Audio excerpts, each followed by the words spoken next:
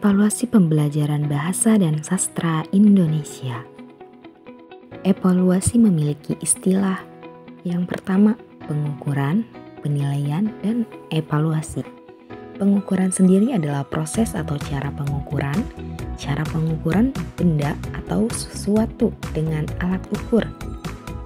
Adapun yang menyebutkan pengukuran sendiri adalah pemberian angka sesuai dengan kemampuan proses peserta didik atau memberi suatu keputusan. Penilaian adalah suatu proses pengumpulan data atau informasi yang digunakan untuk mengukur keterampilan suatu tujuan atau hasil belajar siswa itu sendiri.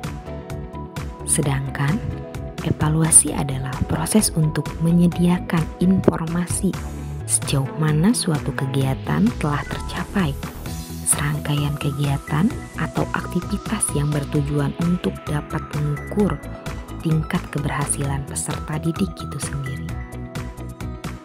Bentuk penilaian sendiri terbagi menjadi dua aspek. Yang pertama, ada aspek penilaian sikap, dan yang kedua, ada penilaian pengetahuan. Yang pertama ialah penilaian sikap. Penilaian sikap sendiri itu bisa dinilai dari teknik observasi, penilaian diri, teman, atau orang sekitar, ataupun bisa seperti contoh bagian di atas.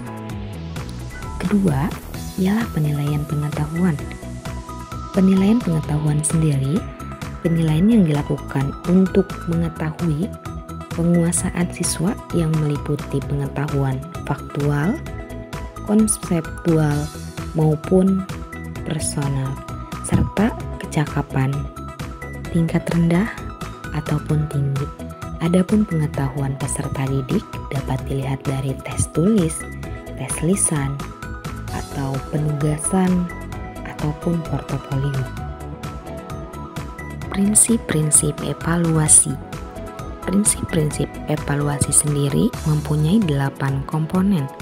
Yang pertama, komprehensif, 2 komparatif, 3 kontinu, 4 objektif, 5 kriteria yang valid, 6 fungsional, 7 diagnostik atau keterpaduan, 8 keterlibatan peserta didik, pedagogis, dan yang terakhir ada akuntabel.